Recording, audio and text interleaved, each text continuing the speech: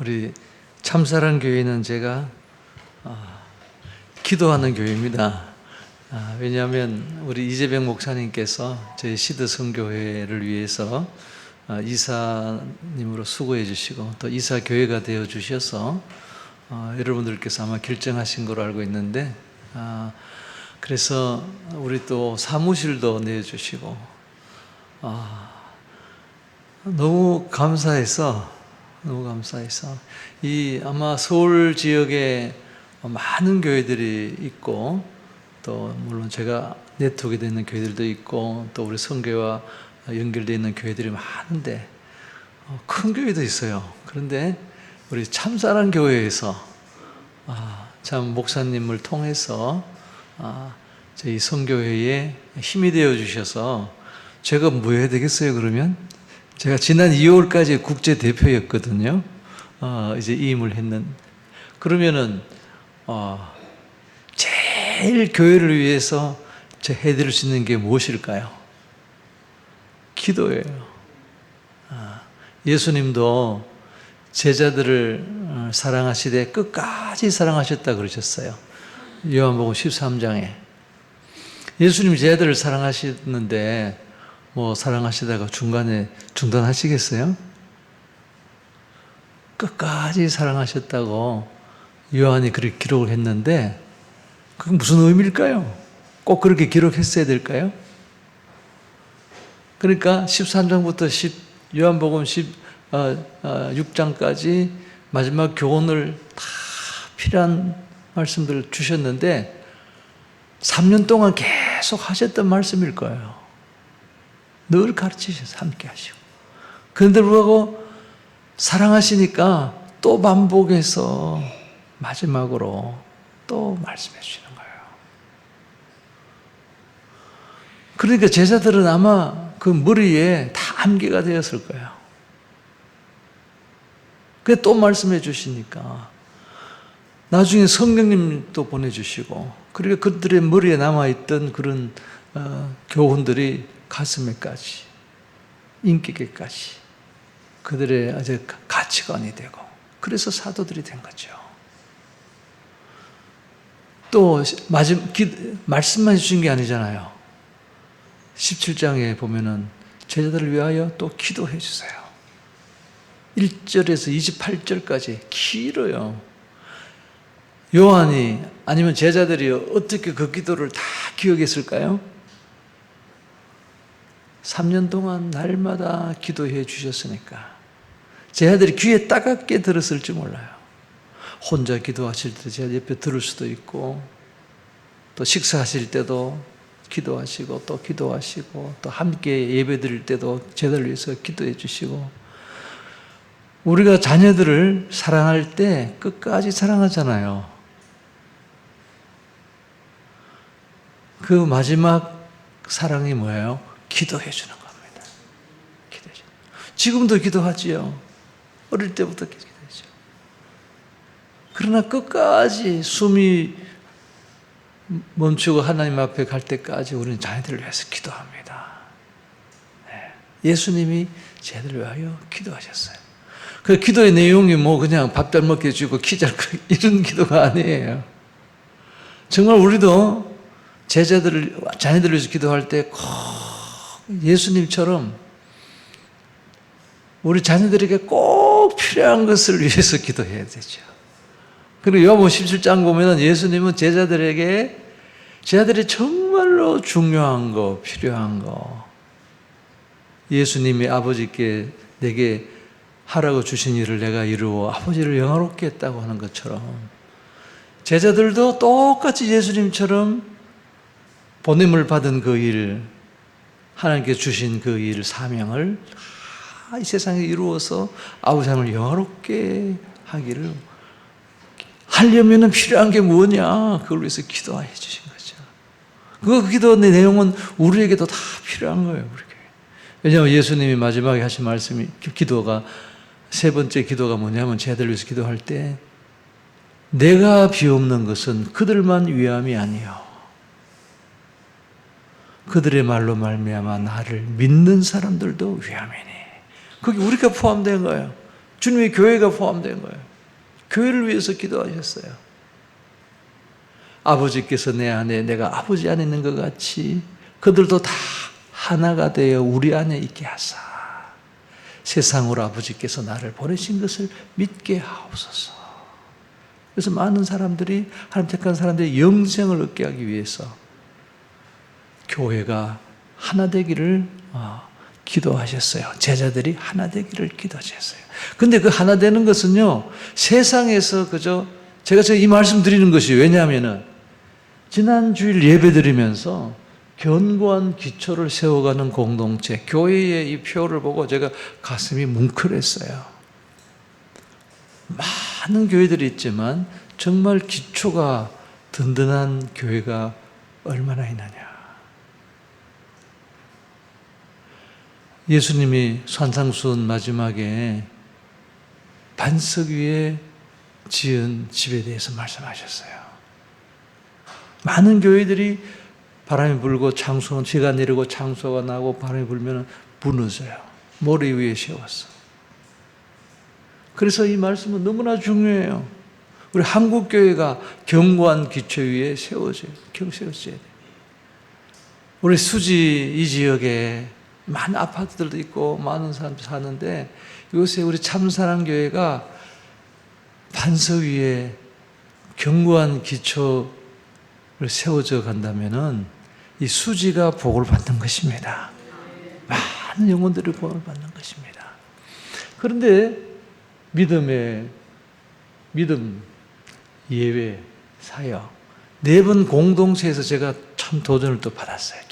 더 기도하게 됐어요. 왜? 이 사랑의 공동체를 이루는 것이 너무나 중요해요. 교회가 사랑의 공동체를 이루지 않으면 세상에 예수를 보내신 아버지의 사랑을 전할 수가 없어요. 다른 거 다 그만두고 사랑의 공동체를 이루어 가실 수 있기를 바랍니다. 근데 이 하나가 되는 것은요, 단지 말은 서로 사랑한다는 말입니다. 남편과 아내가 하나라고 하셨어요. 어떻게 하나가 되죠? 사랑함으로써 하나가 되는 겁니다.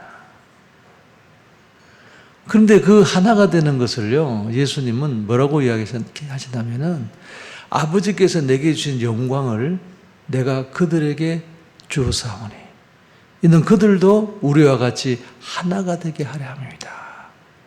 예수님이 아버지께 주신 독생자의 영광, 하나님의 영광을 제자들에게 또 믿는 우리에게 주셨다는 거예요. 제자들은 아직까지도 지금 보면은 십자가에 달리시기 전날이니까 두려워하고 근심하고 이런 제자들이에요. 그래서 예수님은 자신이 십자가에서 죽으심으로 부활하여 영화롭게 되어 아버지를 영화롭게 영생의 길을, 모든 민족의 영생의 길을 열어놓으셨기 때문에 자신이 영화롭게 될 것을 아셨어요. 또 자신이 영화롭게 되기를 원하셨어요. 그 말씀은 자기 십자가를 정말 질 수 있도록 하나님께 기도하신 거예요. 그래서 아버지의 뜻을 이루기 위해서. 그리고 그것이 이루어지려면은 실제로 모든 족속을 제자를 삼고 땅끝까지 교회가 정인이 되고 그래서 그 하나님의 그 구원 계획이 이루어지려면은 이 제자들이 예수님처럼 또 영화롭게 되어야 되는 거예요. 그죠? 그러면 아버지의 영광을, 예수님이 주신 영광을 제자들도 그 영광을 누리게 되는 거예요. 그런데 그 영광을 조금만 주는 게 아니에요. 주었다 그랬어요. 아직까지 제자들은 영광을 누리지 못해요. 못하고 있었어요.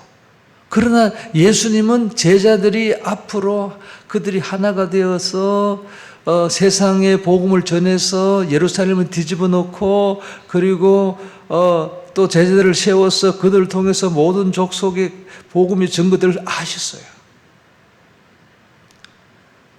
성령께서는 그렇게 사도행전에 보면 그렇게 하셨고 2000년 동안 해오셨고 앞으로도 하실 것입니다. 그 제자들은 그 시대에 사명을 이루실 거예요. 그래서 그들은 예수님처럼 아버지 하나님을 영화롭게 하고 그들이 정말 세상에서 보존되어서 예수님 첫 번째 기도에 두 번째는 세상에서 구별되어서 진리를 구별되어서 그들이 마침내 하나를 이루어서 초대교회 보세요.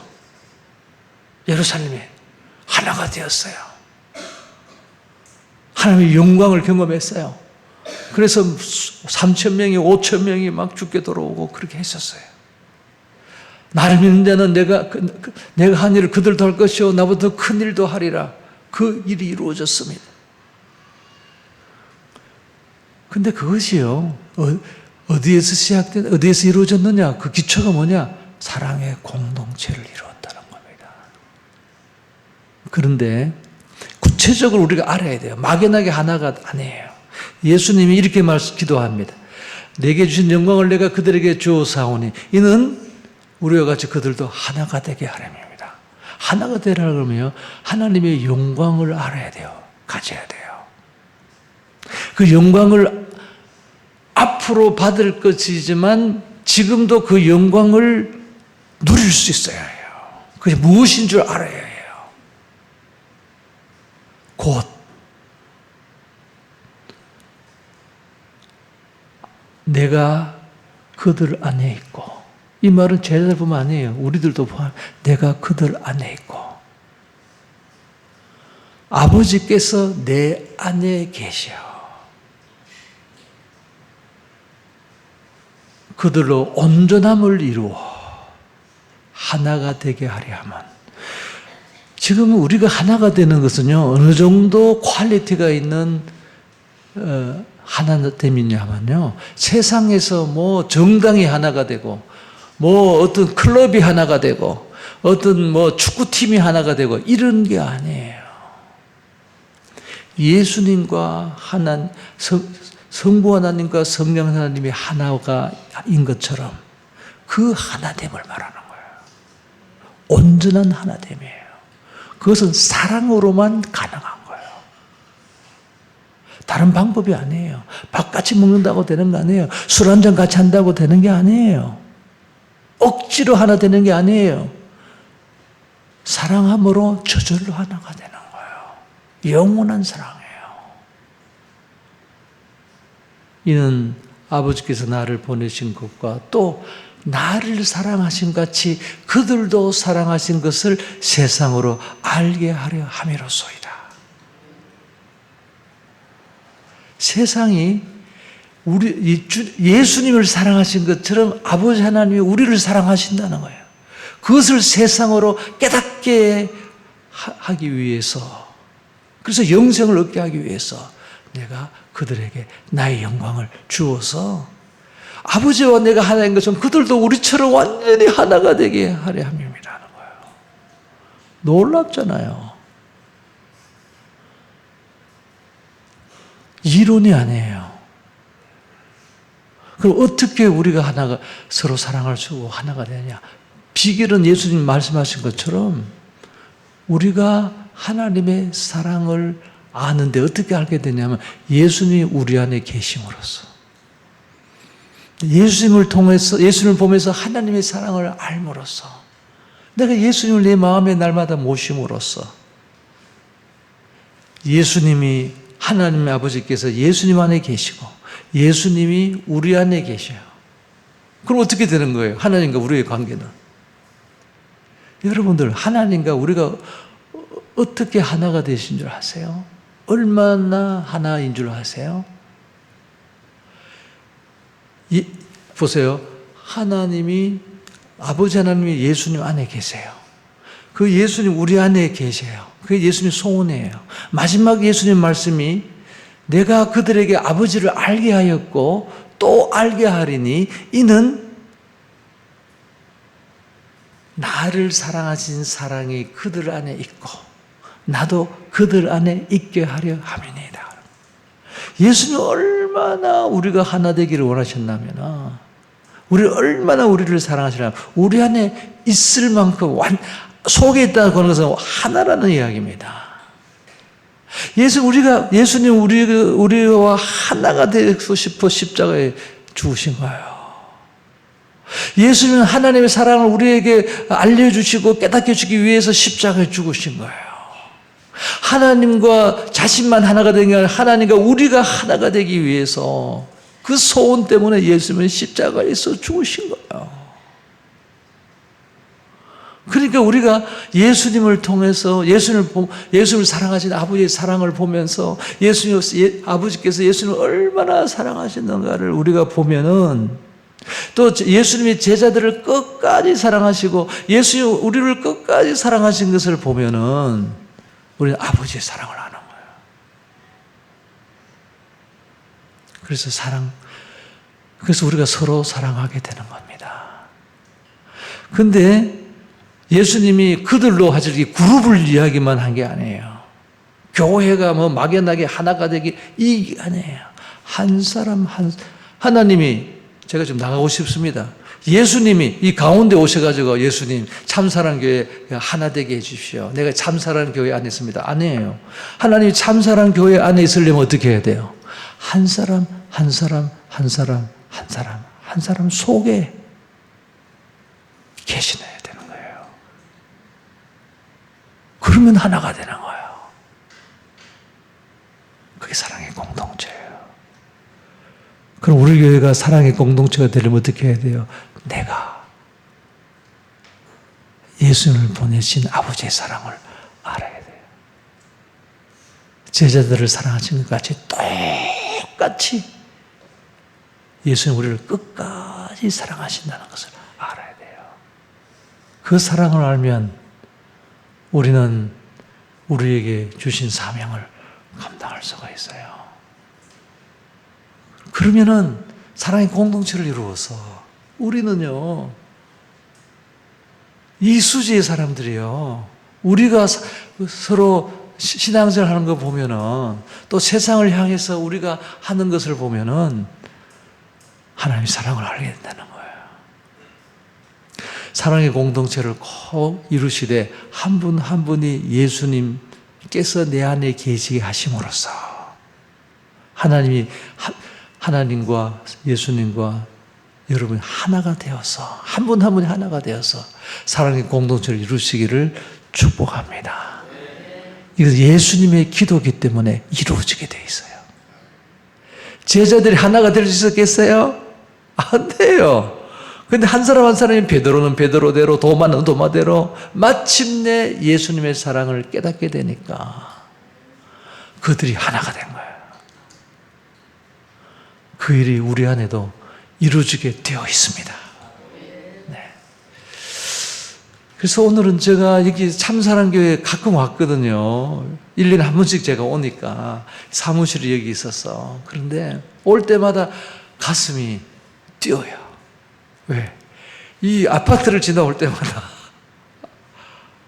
그래서 오늘도 오면서 제가 마음에 상상을 했어요.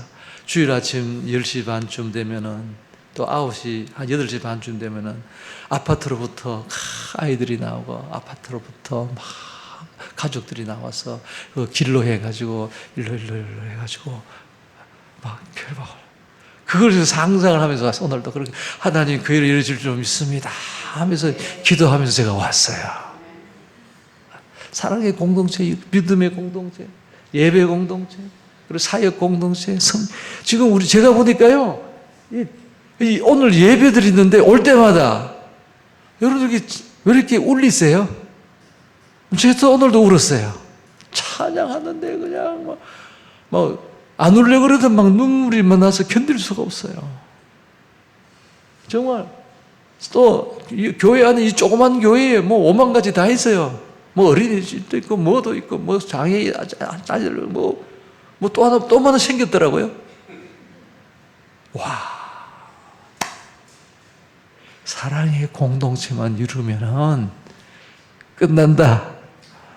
하나님 영광을 받으십니다. 우리도 하나님 영광을 체험할 겁니다. 하늘에서 누릴 영광, 하나님 나중에 주실 예수님과 함께 누릴 영광. 예수님이 그렇게 기도하셨어요.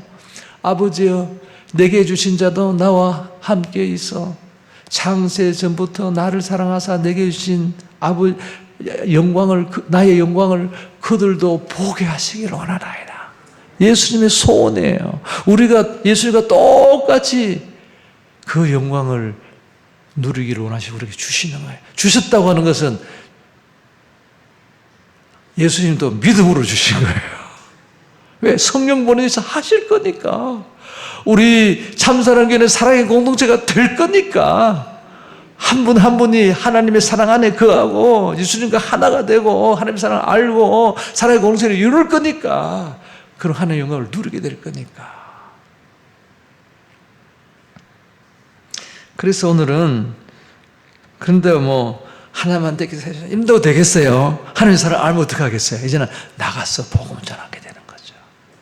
나가서 쟤들처럼 성령 받아서 나가서 막 그도 알지 못한 말로 막 한 것처럼 오늘 보는 게 빌립이 생각도 하지 못했던 그 이디오피아 내시를 전도하는 내용을 우리가 읽었습니다. 잘 아시죠, 그 내용은? 그래서 제가 읽지는 아니하고 간단히 말씀을 드리겠습니다. 여러분들,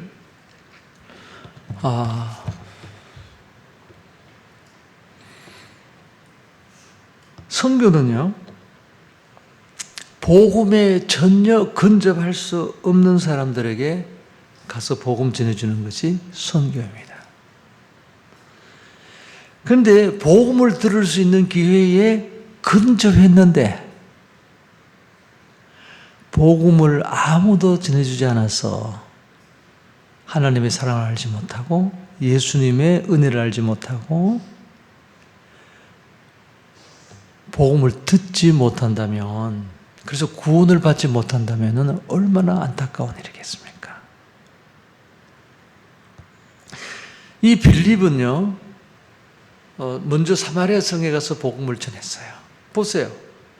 지금 스데반의 박해가 일어나가지고 성도들이 다 흩어졌습니다. 온 유대에 흩어졌어요.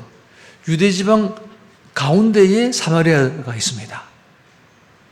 그런데 다 흩어져서 유대에 가서 복음을 전하는데 사마리아 성에는 아무도 복음을 안 전했어요. 지금 성령 체험하고 막 그냥 핍박에도 불구하고 그냥 승리하고 막 이런 간증이 있는 이 성도들이 지금 막 흩어져서 가는 데마다 복음을 전하는데 싹 돌아가고 사마리아 성 가까이 오다 싹 돌아가고 계속 이렇게 전하는 거예요. 복음이 지금 예루살렘에 복음이 왕성한데 사마리아는 듣지 못하고 있는 거예요. 얼마나 안타까워요. 근데 빌립은 갔어요. 복음 전하니까 어떻게 됐어요?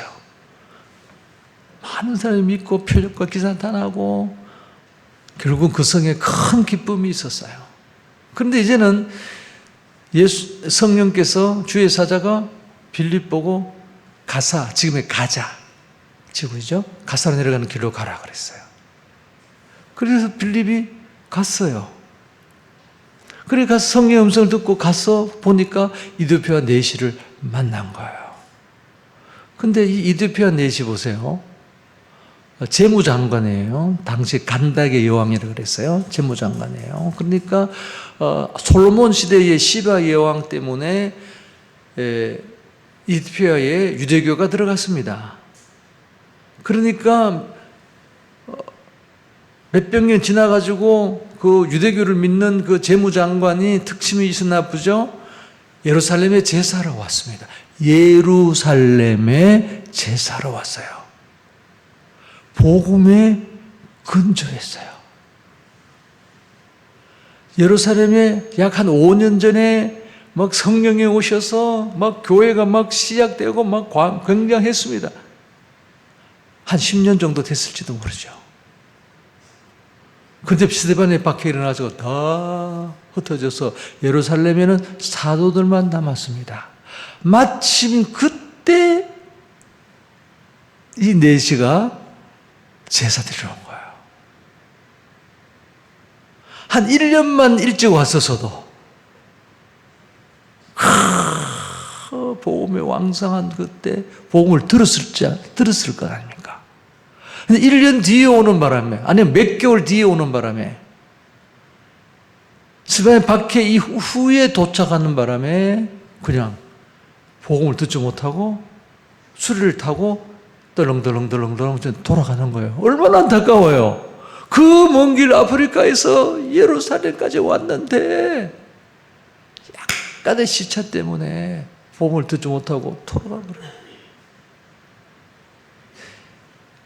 여러분들, 그렇게 만일 간다게 이 여왕의 재무장관이 복음을 듣고 사도들을 통해서 복음을 듣고 예수님을 믿고 성령 받고 그래서 만일 돌아갔다면은 예루살렘의 이디오피아 민족들 소망이 있지 않겠습니까? 그 민족이 구원을 받을 수 있는데 그 안타깝게 복음에 근접했다 그냥 돌아. 하나님의 뜻은 무엇이겠어요? 하나님이 내시를 이렇게 예루살렘까지 인도하신 하나님의 섭리가 무엇이겠어요? 여러분들, 하나님의 뜻이 중요합니다. 사람의 생각보다. 그런데 돌아가고 있는데 그냥 돌아가는 게 그냥 하나님의 뜻이겠어요? 그가 복음을 듣는 것이 하나님의 뜻이겠어요? 그러니까 누구를 보내요? 빌립을 보내시는 거예요. 우리에게 교훈을 주시기 위해서 빌립을 보내요. 특별한 방법으로 가사로 가는 길로 가라.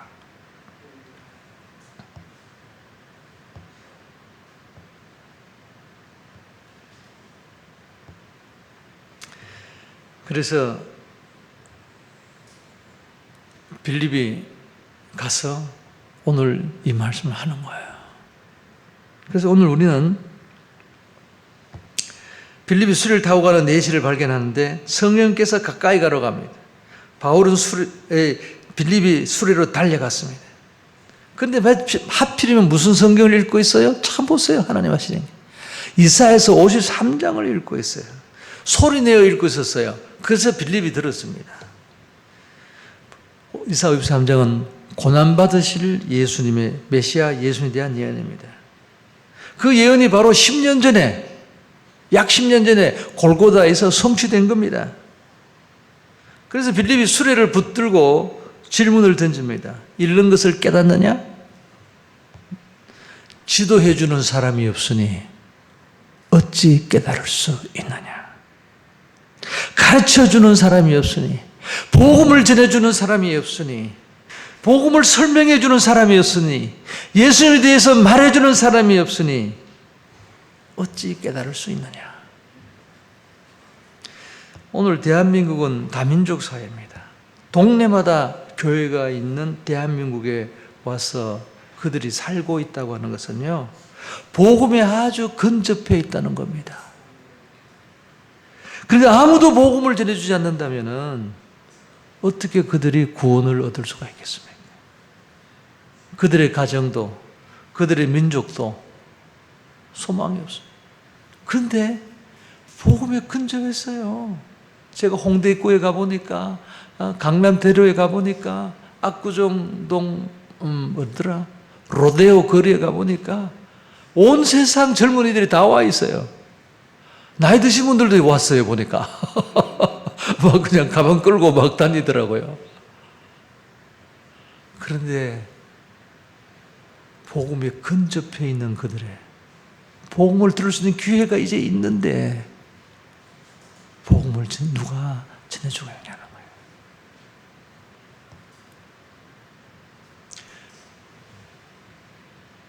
우리 빌립을 통해서 오늘 여러분들, 우리 이주민들, 복음에 근접해 있는 그들에게 복음 전하는 것이 하나님의 뜻이라고 믿습니다. 또 이 동네에 있는 이 한 아파트 주민들 복음에 근접해 있습니다. 참사랑교회 가까이에 있습니다. 저들이 십자가 어떤 교회 건물만 보는 것이 아니라 우리 서구에 있는 하나님의 사랑, 우리를 구원해 주신 예수님의 그 복음을 듣고 구원받는 것이 하나님의 뜻이라고 생각합니다. 하나님의 뜻입니다. 그래서 우리가 어떻게 그들에게 복음을 전해줄 수가 있을까? 첫째는 성령의 음성을 들을 수 있어야 돼요. 빌립이 자기 생각으로 갔습니까? 혹시 예루살렘에 예배하러 왔다가 돌아가는 외국인들이 있을지 모르니 한번 내가 내려가 봐야 되겠다. 아니, 생각도 하지 않았어요. 주의 사자. 근데 만일에 빌립이 주의 사자의 음성을 듣지 못했다면은 아마 사마리아 성까지는 전도했을지 몰라도 이디오피아 내시에게 전도할 수가 없었을 것입니다. 우리는 어떻게 성령의 음성을 들을 수 있죠? 저는 지금까지 목사들로 자라고 그리고 나중에 선교사가 되어서 지금까지 전도한다고 이렇게 선교한다고 그리고 이제 은퇴하게 되었는데 지난 시간을 들어보니까 성령께서는 항상 우리에게 말씀하기를 원하세요. 말씀을 하세요. 근데 우리가 듣지 못해요. 저도 마찬가지예요. 성령은 우리에게 하나님의 뜻을 말씀해 주기를 원해요. 나를 향한, 우리 가정을 향한, 우리 자녀를 향한, 우리 교회를 향한 하나님의 뜻을 가르쳐 주기를 원하세요. 말씀해. 예수님은 그랬잖아요. 귀 있는 자는 들을지어다. 성령이 교회에 하시는 말씀을 들을지어라 그랬어요. 지금도 말씀하고 계세요. 근데 어떻게 들을 수 있어요? 누구가 들을 수 있어요? 하나님의 뜻이 무엇인지 알기 위해서 기도하는 사람. 그러니까 우리 유추해 볼 수 있어요. 빌립은 어떻게 사마리아에 갔을까? 빌립은 어떻게 성령 음성을 듣고 가사로 가는 길로 내려갈 수 있을까? 기도했기 때문에.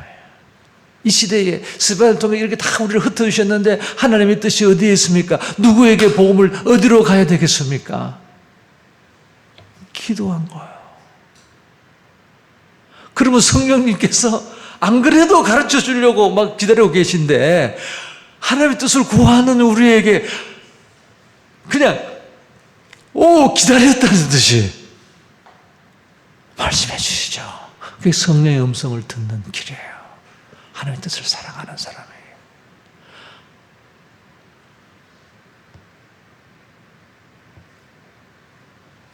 그래서 기도해야 합니다. 베드로가 정오의 기도 시간에 기도할 때에 성령의 음성을 듣고 고넬료에게 복음을 전하게 되었습니다. 보세요. 이방인에게 복음 전하는 것은 베드로의 뜻이 아니었어요. 잘 생각해야 돼요. 지금 우리는요, 너무 일이 많아요. 너무 생각이 많아요. 원하는 게 너무나 많아요. 육신의 정욕과 안목의 정욕과 이생의 사랑이 너무나 그냥 우리를 그냥 억누르고 있어요. 우리를 향한 하나님의 뜻이 더 귀한데 그걸 몰라요. 그러니까 베드로도 그랬어요. 잡아먹으라 그러니까 그럴 수 없나이다. 몇 번 그랬어요? 3번이나 그랬어요. 그냥 유대인이만 꽉. 그래서 기도해야 합니다. 새벽 기도가 그래서 중요합니다. 저는 지금까지 대학생 때부터 지금까지 돌아보니까요.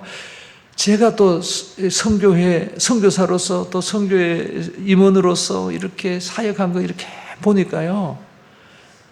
새벽 기도 때 들은 성령의 음성, 마음의 감동. 그때 순종하고 하면은 돼요. 이루어지는 거예요. 지금도 몇 년 전에 성령님께서 제게 새벽에 기도하는데 청년을 동원하라 그러세요. 제게 나이가 주님 내가 65세가 넘었는데 불과 5년 전이죠. 제가 어떻게 청년을 동원해요? 청년사가 자꾸 감동 주니까 한 달 동안 아침마다 새벽 기도하는데 그래서 이번에 올 때도 제가 청년들 동원하기 위해서 기도하고 순종해야 되니까 날마다 내 앞에 제가 할 수 있는 일이 없으니까 제 앞에 선교 헌신한 하나님 부르신 청년 보내주세요. 그랬더니 정말 재미있게 제가 이야기할 수 없어요. 정말 어제도 저를 라이드 준 그 청년이 선교 헌신자예요, 보니까. 참. 하여튼 그 청년 헌신된 청년 선교 헌신하기를 원하는 그 엄마가 내 앞에 앉아 있고, 뭐 하여튼 뭐 그래가지고 참 기도하면 돼. 기도하시.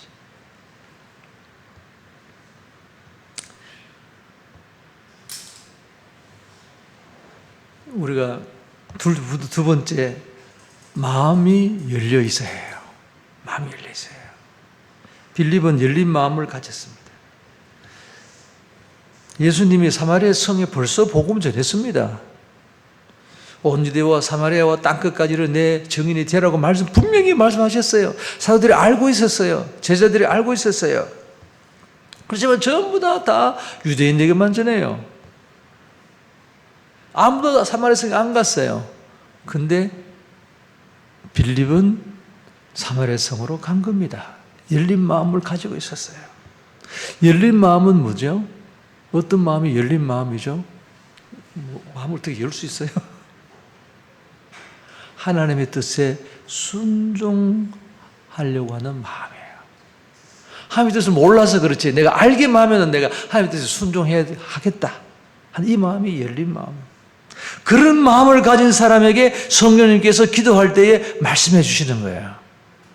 나는 내 뜻대로 살 거야. 딱 결단을 하고 기도하는 사람, 성령님 말씀 못하죠. 성령의 뜻을 전해주시면은 내가 부족해도 하여튼 순종하겠다고 하는, 내게는 불가능해 보여도 순종하겠다고 하는 그 열린 마음을 가진 사람은 성의 음성을 들어요. 보세요. 하나님의 뜻은요, 굉장히 비현실적입니다. 그래서 순종하기 어려워요. 지금 하나님의 뜻은 여기 수지의 아파트 단지에 가서 복음 전하는 것일까요? 아닐까요? 그런데 우리는 힘들어요. 아이고, 이거 저만 해도 어렵게 생각돼요. 띵동, 어려워요. 그런데도 뿐만 아니에요. 지금 베드로에게요, 하나님의 뜻은 힘들었어요. 이야기 많이. 제가 아르헨티나에서 선교사로 가서 2년 동안 목회자 훈련을 했어요. 이건 쉬워요. 목회자들은 다 믿는 사람들이잖아요. 그 목사님들은 성경을 알고 싶어 해요. 저는 신학교를 3군데 갔어요. 그래서 성경을, 제가 아르헨티나 올 때는 내가 성경만 있으면 내가 어디든지 갈 수 있겠다, 이런 생각 가지고 왔었어요. 아르헨티나를 갔어요. 그러니까 그냥 신학교에서 배운 것도 있지, 교재도 만들어 놨지, 그냥 스페인어도 또 배웠지, 그러니까 그냥 목회자들 처음부터 그냥 가자마자 그냥 세미나를 하고 했어요. 인기가 좋았어요. 그래서 부에노스아이레스부터 시작해가지고 도시마다 가서 그냥 목회자 수련회를 하는데요. 또 코레아노, 미국 선교사들이 있는데 이 코레아노 선교사가 왔다 그러니까 다들 조용규 목사가 온 줄 알고 있어요.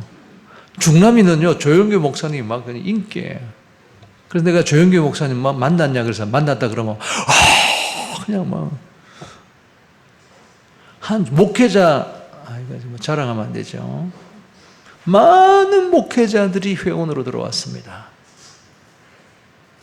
그런데 머리가 아파요. 마음에 평안이 없어요. 기쁨이 없어요. 그래서 제가 저를 멘토해 주던 캐나다인 선교사님이 계셨어요. 저 북쪽에. 그래서 거기에 자동차가 1년 동안 자동차가 없어서 택시 타고 버스 타고 다니다가 자동차를 산 다음에 식구들을 데리고 제가 그까지 갔어요. 한 1,500km 정도 되는데. 그래서 그 선교사님하고 교제하면서 식사하면서 제가 물었어요.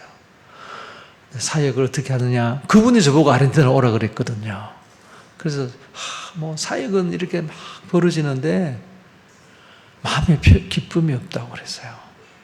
그러고 1년, 2년 동안 여기가 골치가 아팠어요. 항상 여기가 아파요. 타이레놀을 먹고 매일 먹었어요. 스트레스가 많아서 그렇겠죠. 그랬더니 나보고 딱 포크를 놓더니만 I have a question. 내가 질문이 있다고 하시라고 그랬더니 Why did you come to Argentina? 아르헨티나에 왜 왔네요? 자기가 오라 그래가지고 선교사로 왔는데 그래서 제가 I'm missionary. 내가 선교사가 아니냐고. 선교로 왔지. 그랬더니 you missionary. 나보고 선교사네요. Yes. 그랬더니 You told me to come down. 그랬더니 그러면 밖에 나가서 길거리에 나가라. 그리고 전도해라. 그래서 5명이 예수 믿으면 세례 주고 교회를 개척해라. 근데 그 소리를 듣는데요. 뻥! 속에서, 제 속에서 뻥! 하는 소리가 들리면서 여기서 그 아프던 것이 싹 사라졌어요. 그때부터 지금까지 안 아파요. 그렇구나. 교회를 개척해야지. 내가 선교사인데. 제가 선교사 되면서 제가 쭉 목적이 있었어요. 첫째, 목회자 훈련. 둘째, 교회 개척. 대학생 선교. 뭐 이런 게 있었어요. 아니, 교회 개척은 마지막에 있었어요. 문화사역 선교, 뭐 다 있어요. 왜? 언어를 다 배워서 하려고. 제가 2년 됐어도 스페인어 1년 배우고 2년 사역했으니까 3년이니까 그래도 개척하기 어려워요. 두려워요.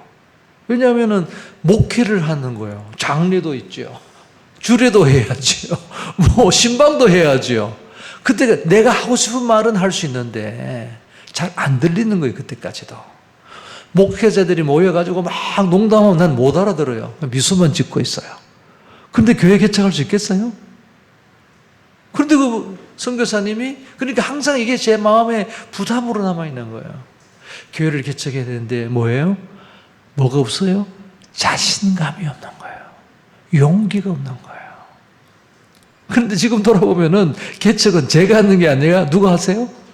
성령님이 하시는 거예요. 제자들이 자기들이 뭐 할 수 있어가지고 예루살렘 교회를 개척했습니까? 아니에요. 성령님이 하신 거잖아요. 3년 동안 제자들이 예수님 없었으면은 3년 동안 살아남았겠어요? 자기들이 뭐 잘한 게 아니라 예수님이 3년 동안 제 아들을 인도하시고 함께 하시고 가르쳐 주시고 먹여주시고 다 한 거예요. 그럼 사도행전에도 예수님이 가셔서 대신에 누굴 보내셨어요? 성령님을 보내셨어요. 그러니까 성령님이 제자들을 다 능력 주시고 뭐 권능 주시고 힘 주시고 빵은 주시고 은사 주시고 병 고치게 하시고 또 인도해 주시고 깨닫게 해주시고 그래서 사도행전 28장은 전부 성령님이 하신 거예요. 제자들을 도와주신 거죠. 그런데 그걸 모르고 내 선교사들이요 문제가 저도 마찬가지지만 내가 하는 줄 알고 자꾸 스트레스를 받는 거예요. 돈으로 하는 것도 아니에요. 지식으로 하는 것도 아니에요. 성령님이 하시는 거예요. 순종하면 되는 거예요. 그래서 그렇구나. 그때 막 성령님의 역사죠. 그분을 통해서 성령의 음성을 들려주신 거죠. 그래서 1200km 떨어진 바로 그냥 멘도사라는 곳으로 제가 갔어요. 그리고 거기에서 교회를 개척했어요. 보세요. 하나님 일. 그랬더니 제가 어느 훈련학교를 코스타리카에서 훈련을 받았지만 아르헨티나에 도착해서 일주일에 한 번씩 가정교사를 뒀어요. 그래서 현지 신문을 가지고 공부했어요. 일주일에 한 번씩. 어떤 자매님, 크리스티나라고 하는 그 자매님이. 그런데 그 자매님의 그 남편하고 에드와르도인데 가끔씩 교제를 가졌어요.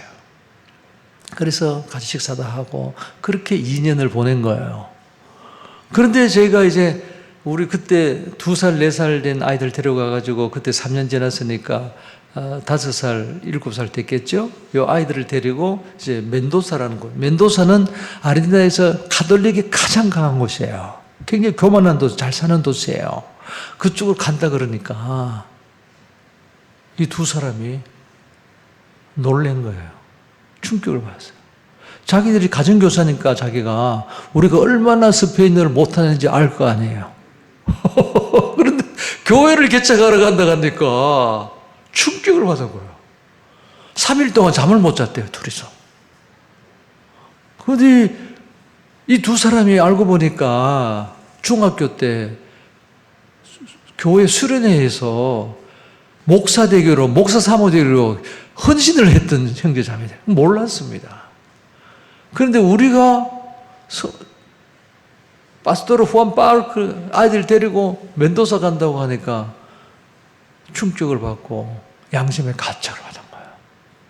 그래서 둘이 결정을 했어요. 우리가 직장도 둘이가 좋은 직장이 있고 자가용도 있고 집도 좋은 집을 가지고 있는데 이걸 그만두고 멘도사에 와서 교회 개척을 돕겠다고 편지가 왔어요. 그래서 저는 그 교회 2년 만에 창립 1년 준비하고 1년 해서 창립 1년 만에 하고 창립 1주년 하고 아이가 아파가지고 돌아왔어요. 출소했어요. 그리고 저는 선교단체에 비전이 있으니까 이 선교단체 시들 하느라고 막 정신없이 그냥 그 형제 자매한테 그냥 전도사로 임명하고 저는 와버렸어요. 교인이 한 20명 정도 됐었어요. 물론 기도했죠. 근데 제가 미국 오니까 생활비가 많이 들잖아요. 그래서 선교비를 좀 못 보내줬어요. 한 1년, 2년 만에 다 끊었어요. 그랬더니 이 형제 자매가 물론 중간에 6개월 후에 가서 제가 목사 한 수를 줬어요. 그런데 교회 렌트를, 임대를 못 낸 임대료가 없으니까 자기 사택에서 예배를 드리기 시작했어요. 그러면서 교회가 막 자라기 시작했어요. 저는 그 교회를 창립 예배 드리고 1년 목회했지만 통틀어 2년. 그 형제는 30세에 와가지고 60이 넘었어요. 30년 넘게 목회를 했어요. 자체적으로 교회를 건축했고요. 선교사를 4가정을 보냈어요. 그런데 그 현지인들이죠. 그런데 작년이 30주년 예배가 8월 말에 있었어요. 제가 갔어요, 저 아내랑. 3번째 갔어요. 30년 만에 3번째 갔어요. 그러니까 교회당이 큰 교회당이 있어요. 건축했을 때, 그 다음에 2016년도에 제가 갔었거든요. 새로 지은 교회. 아담하게 자기들 힘으로 막 직접 벽돌을 지어서 지었어요. 그런데 하니까 큰 게 교육관도 있고, 그리고 2층 건물을 지금도 막 짓고 학교를 짓고 있어요.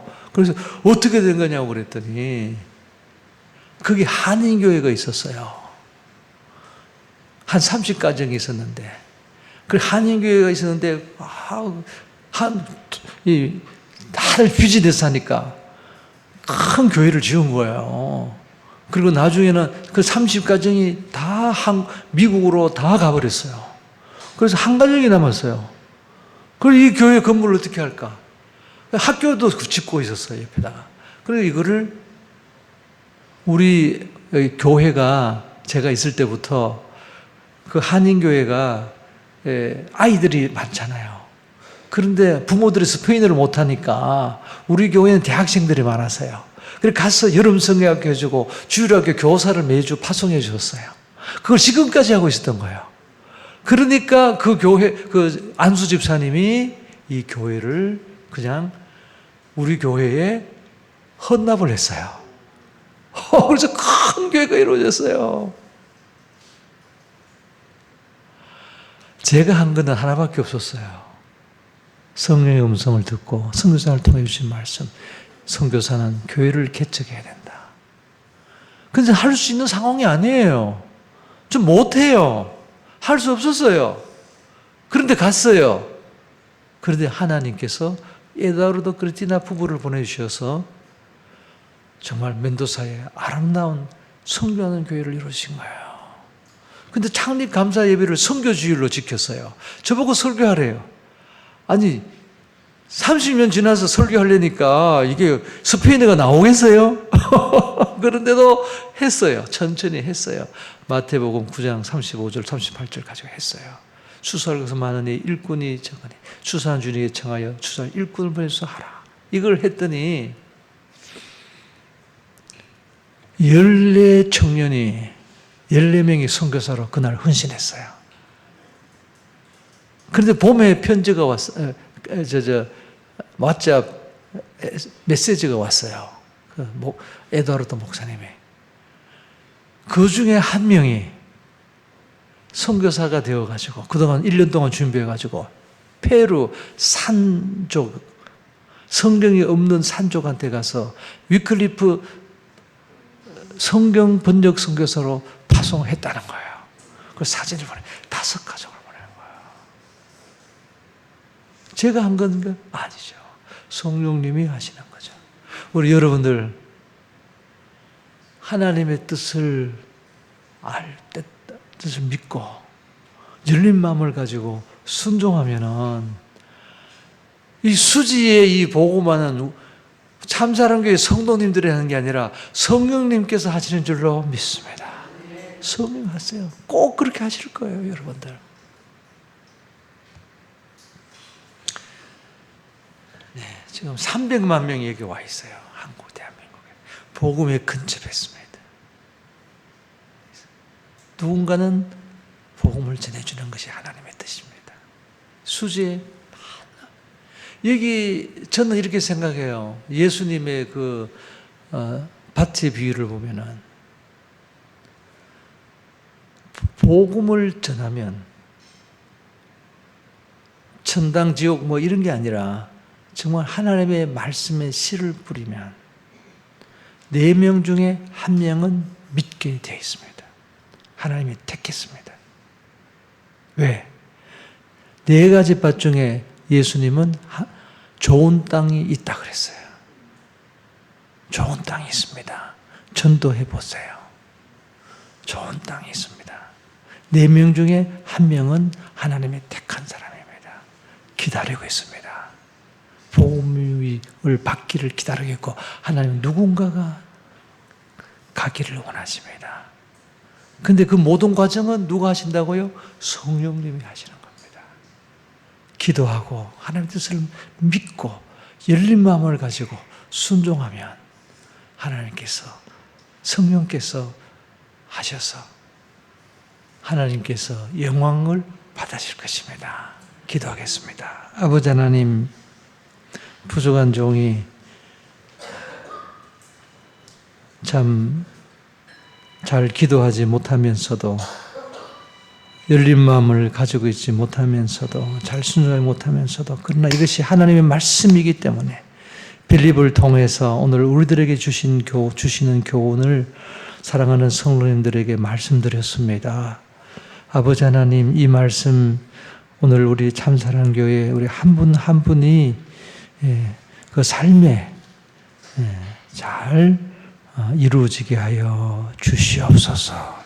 사랑의 공동체를 이루어서 복음에 근접한 수많은 영혼들에게 하나님의 사랑을 전하는 우리 교회 되게 하여 주옵소서. 예수님 이름으로 기도하옵나이다. 아멘. 성령님이 하십니다.